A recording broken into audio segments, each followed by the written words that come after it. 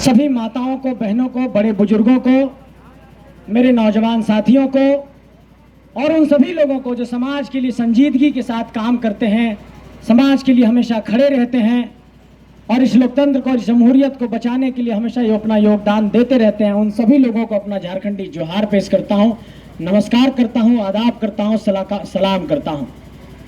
मेरे साथियों, आप सब जानते हैं कि झारखंड की सियासत में झारखंड के साधारण नौजवानों ने, जो बिल्कुल साधारण घरों से संबंध रखते हैं और ऐसे लड़के जिनकी कोई सियासी पृष्ठभूमि नहीं है, जिनकी कोई सियासी विरासत नहीं है, जिनकी कोई राजनीतिक विरासत नहीं है, जिनका कोई पॉलिटिकल इतिहास नहीं है, उन लड़कों ने जो पढ़ाई लिखाई कर रहे थे, जो झारखंड के मुद्दों पर विचार विमर्श कर रहे थे, उन लड़कों ने झारखंड के सड़कों पर खड़े होकर के झारखंड के सियासी हुक्मरानों को एक चुनौती पेश किया है और कहा है कि सिर्फ पैसे और पूंजी की बुनियाद पर सियासत नहीं हो सकती है, सियासत विचारों की बुनियाद पर हो सकती है और जनसैलाब को लाया जा सकता है। यह साबित करके झारखंड के नौजवानों ने दिखाया है मेरे साथियों।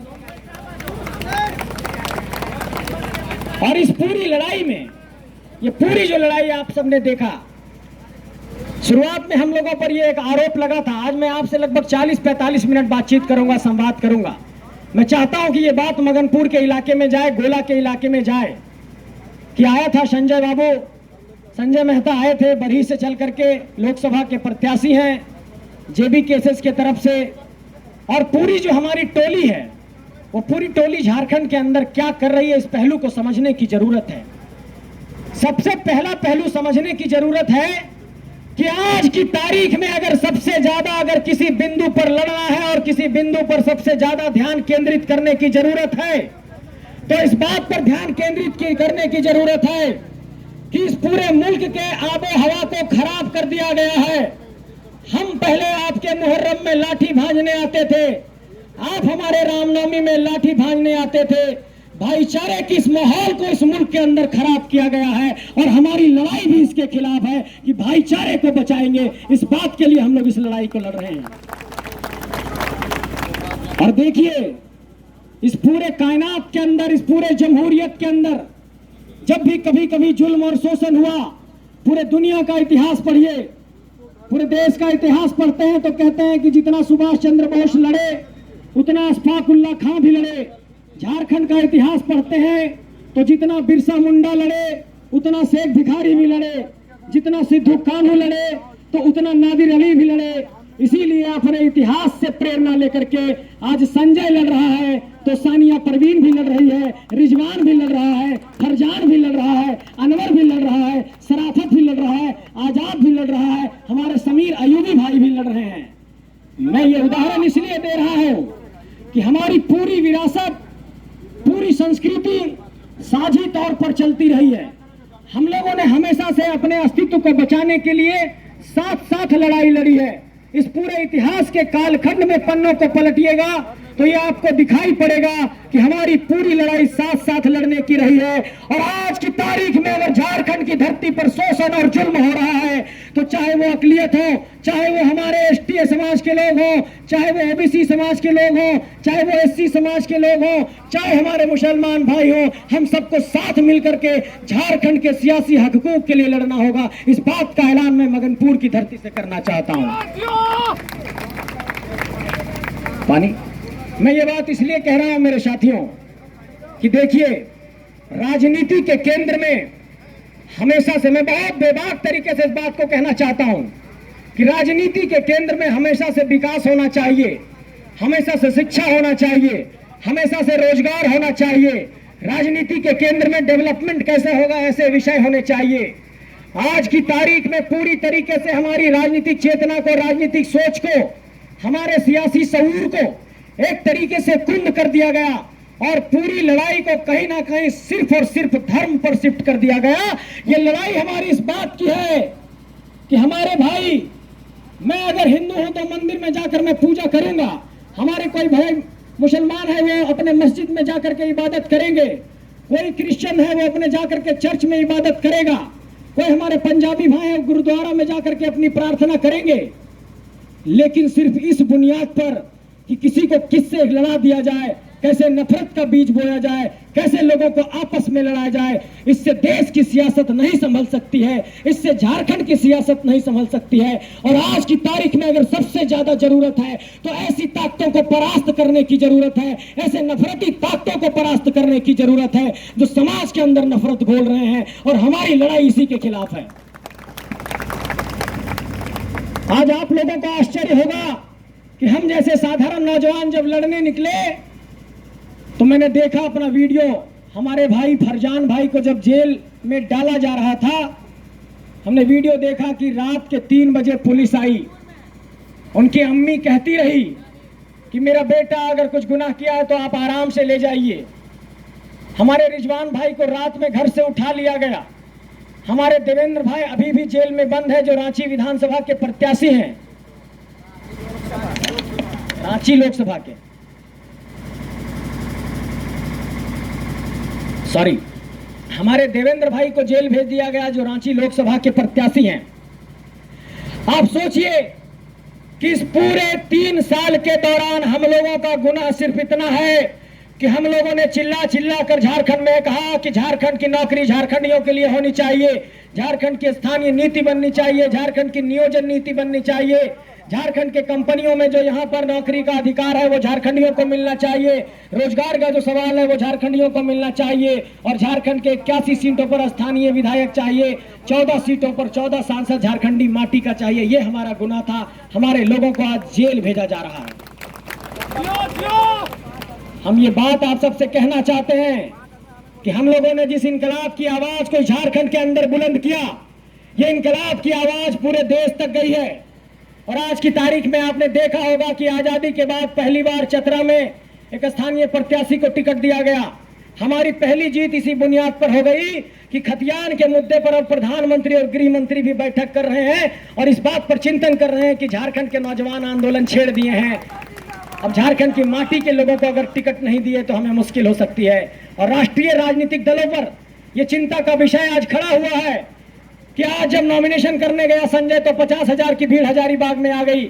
हमारा नॉमिनेशन करने गए हमारे भाई टाइगर जयराम तो लगभग 2-3 लाख की भीड़ बोकारो में आ गई। ये भीड़ कोई पैसे से लाई हुई भीड़ नहीं थी, ये झारखंड को बचाने के लिए आई हुई भीड़ थी। और उसके बाद हमारे सभी लोगों पर केस मुकदमे दर्ज करके हम लोगों को जेल भेजने की कोशिश की गई। मैं इस बात की मजम्मत करता हूं कि अगर आप कानून को बराबर का दर्जा देते हैं और कार्रवाई सब पर बराबर करते हैं तो हमें यह स्वीकार है, लेकिन झारखंड के अंदर कई ऐसे प्रत्याशी हैं जिस पर 52 केस, 63 केस, 100 केस, 50 केस पहले से दर्ज है। उन लोगों को आप जेल में नहीं डालते हैं, लेकिन जेबी केसेस के साथ ही जब चुनाव लड़ने आते हैं तो उसको आप जेल में डालते हैं। इस बात पर मैं एक तरीके से निंदा प्रकट करता हूं और इस बात का ऐलान करना चाहता हूं कि आप भेज सकते हैं जेल हमारे रिजवान को, फरजान को, हमारे रवानी भाई को, हमारे देवेंद्र भाई को, लेकिन जो विचार झारखंड के गली गली में फैल गया है उसको आप किसी जेल में नहीं कैद कर सकते हैं। इस बात का मैं ऐलान करना चाहता हूं।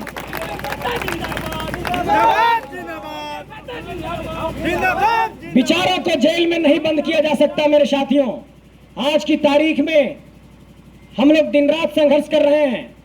मैं रात के 4 बजे अपने कमरे में गया, एक साथी के दोस्त में सोया था यहीं पर आपके केदला के इलाके में, और 1 घंटा, 1.5 घंटा, 2 घंटा सोया। सुबह लोग आ गए कि आपको चलना होगा। मैं थोड़ा सा फ्रेश हुआ, मुझे कपड़ा भी पहनने नहीं दिया गया, ट्राउजर पे ही, टी शर्ट पे ही लोग उठा करके ले आए कि समय कम है, आप जल्दी चलिए।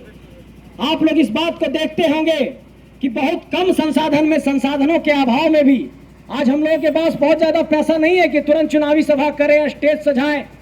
इसलिए चूंकि स्टेज पर भी ऊंचाई पर जाकर कहीं बोलना होता है, हम लोग गाड़ी का ही सहारा ले लेते हैं ताकि सबसे संवाद आसान हो जाए। इस बात का ऐलान करना चाहते हैं कि झारखंड के ये नौजवान जो कम संसाधनों में झारखंड की सियासत में दखल दिए हैं और दखल देते देते हुए एक ऐसी चुनौती पेश कर दिए हैं कि बड़े बड़े राजनीतिक सुरमाओं की हालत खराब हो गई है। आज आप लोगों से दुआ और आशीर्वाद मांगने आया हूं कि इस लड़ाई में साथ दीजिए, नहीं तो झारखंड फिर से बहुत हाशिए पर चला जाएगा।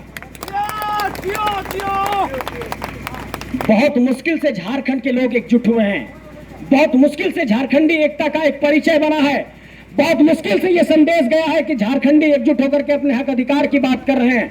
बहुत मुश्किल से यह संदेश गया है कि झारखंड और झारखंडियत की विचारधारा पनपी है। लेकिन बड़े बुजुर्गों, एक संदेह है लोगों में। अभी बगल के गांव में मैं गया तो उन्होंने मुझसे सवाल किया कि आप लोगों का झारखंड का मुद्दा ठीक है, लेकिन आप दिल्ली के क्यों जाना चाहते हैं, सांसद का चुनाव क्यों लड़ना चाहते हैं। मैं आपकी राजनीतिक चेतना पर 2-3 सवाल खड़ा करना चाहता हूं और आपके चिंतन में, आपके सोच में, आपके सियासी सोच में 2-3 बिंदुओं को डालना चाहता हूं। आप दक्षिण भारत को देखिए। दक्षिण भारत में तेलंगाना राष्ट्र समिति है, वाईएसआर कांग्रेस है, डीएमके है, एआईडीएमके है और तमाम क्षेत्रीय राजनीतिक दल हैं। आप बंगाल में देखिए टीएमसी है, आप जाकर के उड़ीसा में देखिए बीजेडी है, और देश के तमाम वैसे इलाकों में नजर दौड़ाइए जहां पर क्षेत्रवाद की बातें बुलंद हुई। बाला साहब को देखिए, उन्होंने मराठी मानुस की बात की। राज ठाकरे ने कहा कि मराठा अधिकार की हम बात करेंगे।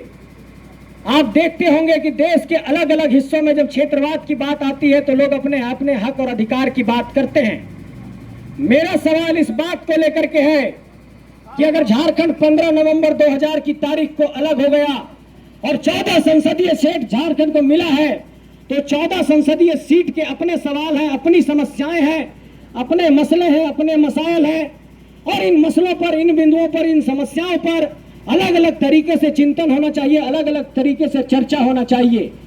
लेकिन पूरे झारखंड के अंदर इस बात पर एक सोच बना दी जाती है कि ठीक है, विधानसभा में क्षेत्रीय दलों को देखेंगे लेकिन लोकसभा में क्षेत्रीय दलों को नहीं देख सकते हैं, क्योंकि देश का चुनाव है, देश में सरकार बनानी है। मैं ये सवाल आपसे पूछना चाहता हूं कि क्या इस देश की जो लोकतांत्रिक व्यवस्था है, आपको ये मालूम है कि इस देश की लोकतांत्रिक व्यवस्था लोक कल्याणकारी राज्य की अवधारणा पर स्थित है, और जब वेलफेयर स्टेट है तो कोई भी बहुमत की सरकार रहेगी। अगर जनता की कोई भी एक समस्या है तो उस पर बहुमत की सरकार को उस पर चिंतन करना होगा। मैं ये बात आप सबसे पूछना चाहता हूं कि झारखंड में यहाँ पर सीसीएल आई, बीसीएसएल आया, टाटा आया, अडानी आई, एनटीपीसी आई, तमाम लोग विस्थापित हुए, और इस विस्थापन की समस्या पर आपको ताज्जुब होगा कि पिछले 10 सालों में देश के संसद भवन के अंदर एक भी सवाल नहीं पूछा गया है। और ये लोग, जिन लोगों ने इलेक्टोरल बॉन्ड के माध्यम से अडानी को चंदा दिया, अंबानी को चंदा दिया, ऐसे लोग जो जाकर के इलेक्टोरल बॉन्ड खरीद करके टिकट लेकर के आए हैं, ऐसे लोग जो दल बदल करके टिकट लेकर के आए हैं, आज मैं सभी पर सवाल खड़ा करूंगा। मैं ऐसे लोगों से सवाल पूछना चाहता हूं कि जब कोयला निकालने के लिए खनन मंत्रालय भारत सरकार प्रोजेक्ट को अलॉट करता है, खनन मंत्रालय भारत सरकार ये बात कहती है कि ये प्रोजेक्ट अडानी को देंगे, ये टाटा को देंगे, ये एनटीपीसी को देंगे, आप वहां पर लोगों को विस्थापित कर रहे हैं तो उसके पुनर्वास की योजना बनाइए। तो जब कोयला खनन मंत्रालय भारत सरकार निकाल रहा है तो सरकार, भारत सरकार से सवाल होगा, और भारत सरकार से सवाल करने के लिए आपको सदन के अंदर दहाड़ने वाला सांसद चाहिए, मुख्य दर्शक सांसद नहीं चाहिए। इस बात का ऐलान करना चाहते हैं। ठीक है, बना दीजिएगा राष्ट्रीय राजनीतिक दल से सांसद। 14 में 12 बनाए थे, इससे पहले भी सरकार भी बनी, लेकिन ये 10 सालों में क्या हुआ, मैं खुले तौर पर कहना चाहता हूं कि भाजपा के लोगों ने जाकर के अडानी को कोयला का प्रोजेक्ट दे दिया बड़का गांव के गोंदलपुरा में, और गोंदलपुरा के लोग 1 साल से धरना पर बैठे हुए हैं अडानी के खिलाफ। और बड़का गांव के लोगों ने अपने सांसद से कहा कि आप एक सवाल उठाइए सदन के अंदर। उस सांसद की हिम्मत नहीं हुई कि अडानी के खिलाफ संसद भवन में एक सवाल उठाए, और उसी अडानी के खिलाफ आपके जैसे नौजवान जाकर के बड़का गांव में गरजने गए तो हम लोगों पर मुकदमा दर्ज किया गया। इसलिए आप सबसे ये कहना चाहते हैं कि लड़ाई कितनी बड़ी है, कितनी छोटी है, और कौन लोग लड़ रहे हैं, इस पर चिंता ना करते हुए लड़ाई कितने हौसले से ये नौजवान लड़ रहे हैं, इस बात पर आप ध्यान केंद्रित करिए। ये आपको समझाना चाहता हूं। और आप सबको ये कहना चाहता हूं कि कोई व्यक्ति आपका रहनुमा बनने का वादा करने लगता है, कोई व्यक्ति आपका रहबर बनने का वादा करने लगता है, कोई व्यक्ति ये कहता है कि मैं आपका नुमाइंदा बनना चाहता हूं, मैं अब दल बदल करके आ गया हूं, 4 दिन पहले अब आप मुझे अपना नुमाइंदा चुन लीजिए, अपना रहबर चुन लीजिए, अपना रहनुमा चुन लीजिए। उस व्यक्ति से एक सवाल करिएगा कि कल तक तुम हमारे खिलाफत की आवाज के साथ थे, और जिस दल से तुम विधायक बने उससे तुमने अभी तक अपना इस्तीफा नहीं दिया। इस बात की क्या गारंटी है कि जब तुम चुनाव हार जाओगे तो फिर झारखंड के विधानसभा के अंदर जब बैठोगे तो उसी दल का विधायक कहलाओगे जिस दल से तुम विधायक चुने गए हो। इसलिए ऐसे दोहरे चरित्र वाले को भी दरकिनार करिए, ये बात आप सबको कहना चाहता हूं। इस बात को आपको समझना हो कि झारखंड में जब तक ये हम लोग अपने स्थानीय मुद्दों को, क्षेत्रीय मुद्दों को, क्षेत्रीय नेतृत्व